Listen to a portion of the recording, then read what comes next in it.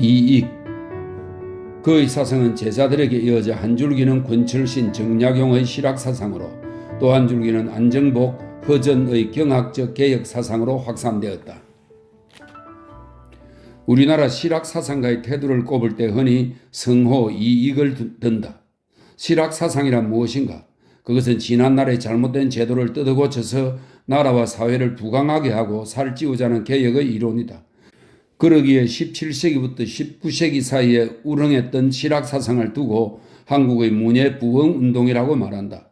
서구의 문예부흥운동이 인간회복을 위한 인문운동이었다면 실학사상은 현실개혁을 위해 사회 경제 문제를 중심으로 전개되었다. 그러기에 엄밀한 의미에서는 같은 내용의 것이 못되지만 본질적으로 인간의 문제를 두고 다같이 고민했다는 점에서 같은 시각으로 보아도 무방할 것이다. 어쨌든 이런 개혁 이론의 최고봉으로 우리는 18세기라는 격동기를 살았던 성호를 꼽게 된 배경을 알아보기로 하자. 그의 조상들은 서울에서 가까운 광주에 살면서 대대로 높은 벼슬을 누렸다. 그러나 17세기 당쟁이 격화되면서 남인에 속했던 그의 가정도 비운의 그림자가 깃들고 있었다. 그의 아버지 하진은 당시 은관의 총수였던 대사원의 관직에 있으면서 남인의 거두인 허목과 행동을 같이 하고 있었다. 그러다가 1680년 숙종 6년 남인들이 서인에 의해 정권에서 밀려나자 그의 아버지도 처음에는 진주 목사로 좌천되었다가 끝내 평안도 운산으로 귀양가는 몸이 되었다. 그의 어머니는 유배지에 따라와 남편을 수발하고 있었는데 이 유배지에서 성호는 태어났다. 유배지에서의 그의 탄생은 바로 그의 가정의 비운을 함께한 꼴이 되었다. 성호는 구남매의 막둥이로 태어난 것이다.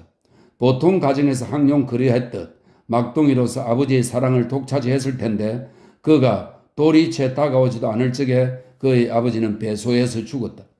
성호는 어릴 적부터 잔병이 많아 어머니가 항상 약탕기를 몸에 차고 다닐 정도였다고 한다.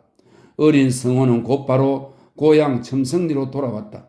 그는 잦은 병치레로 늦게 글을 배우기 시작했다. 그는 장성한 형들에게서 글을 배웠으나 뚜렷한 서성이 있었던 것은 아니었다. 평생 혼자 많은 책들을 섭렵한 끝에 자덕한 것이다. 그는 어릴 적에 흔히 명문가에서 그러했듯 과거 공부에 열중했다. 그리하여 25살이 되어 향시에 합격했으나 과거장에서 부정이 판치는 것을 보고 회시에는 나가지 아니했다. 다음 해에는 형 잠이 장희빈을 옹호하다가 모진 형벌에 죽음을 당했다. 당쟁의 앙화가 두 번째 그의 가문에 덮친 것이다. 이 꼴을 보고 그는 결코 과거장에 나가지 아니했고 또 나라에서 벼슬을 내려도 받지 아니했다. 그는 첨성리에 성호장을 짓고 그 속에 들어앉아 학문에 몰두하면서 때로 농사를 지을 뿐 서울 나들이도 잘하지 않았다. 그가 46이 될 적에 나라에서는 선공감, 가감역이라는 벼슬을 내렸다. 어쩔 수 없이 임금에게 사언을 하고 돌아오려고 서울 나들이를 하게 되었다. 그러나 사언은 할 필요가 없으니 제조는 총책임자입니다. 제조에게 명함이나 내라는 말을 듣고 내가 사업만 하려고 왔지 벼슬할 뜻이 없는데 무엇 때문에 명함을 드릴까 보냐고 말하고 고향 마을로 돌아왔다. 그는 더욱 학문에 열중했다. 그리하여 그의 명성이 자자하자 이웃 고을에서 많은 제자들이 찾아들었다. 특히 권철신과 안정복 같은 제자들이 그의 집을 자주 찾아들었고 뒤에 이들은 으뜸 제자가 되었다. 그가 82살이 될 적에 나라에서는 또 첨지중추부사라는 노인직을 내려 그의 학덕을 기렸다. 이 해가 저물 적에 그는 세상을 떠났다. 그는 죽기 전에 자신의 명정을 써두었는데 성호징 사여주 이공지구라는 14자뿐이었다. 이것은 당시 조그만 벼슬만 있어도 명정에 요란스럽게 쓰는 따위의 풍조를 배격하고 철저히 야인이요 선비임을 표방한 것이다. 그는 벼슬을 하여 녹봉을 받은 것도 아니요 그렇다고 선대에서 물려준 많은 토지가 있었던 것도 아니었다. 글만 읽고 게다가 고아가 된 어린 조카들까지 부양하다 보니 생활이 말이 아니었다. 그가 비록 몇 대교의 논밭을 머슴 하나를 두고 갈아먹었지만 이것으로 가정을 꾸리기에는 어림도 없었다. 그는 뽕나무를 심고 목화를 재배하여 옷을 해입고 과실나무를 심어 제수로 쓰기도 했다. 그는 이렇게 직접 농사를 짓기도 하고 목화를 재배하기도 하면서 검소한 생활을 몸으로 익혔다. 그는 콩죽과 콩장과 콩나물로 끼니를 때우면서 요기를 하는 데는 콩이 제일이라고 말하기도 했다. 그는 금수한 생활을 주위 사람들에게 권장하면서 놀고 먹는 사람을 매도했고 또 놀고 먹으려면 하루 한 끼로 만족해야 한다고도 했다.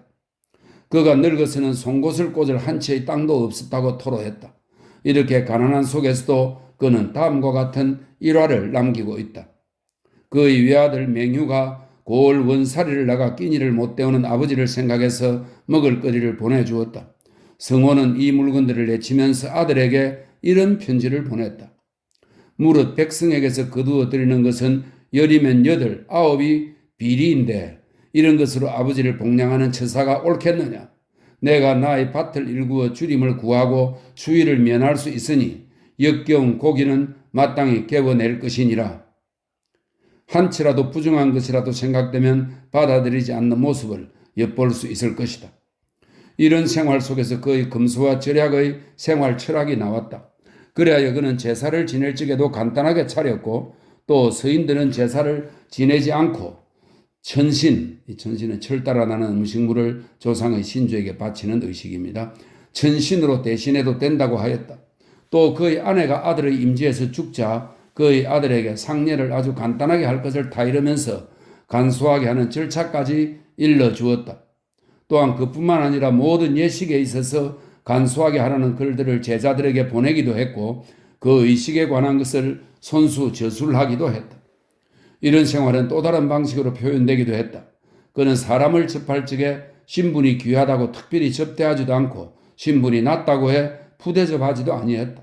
어디까지나 모든 사람을 인간답게 대접한 것이다. 또 특별한 까닭 없이 닭이나 개를 잡지도 않았다. 그는 인정도 유달리 많았다. 그의 둘째 형 잠이 불행하게 생을 마친 뒤 후사가 없자 양자를 드리고 또 서출의 조카들도 모두 거두어 길렀다. 그의 누이가 과부가 되자 데리고 와서 친정 어머니 곁에 살도록 주선하기도 했고 머슴이나 종들도 함부로 부리지 않았다.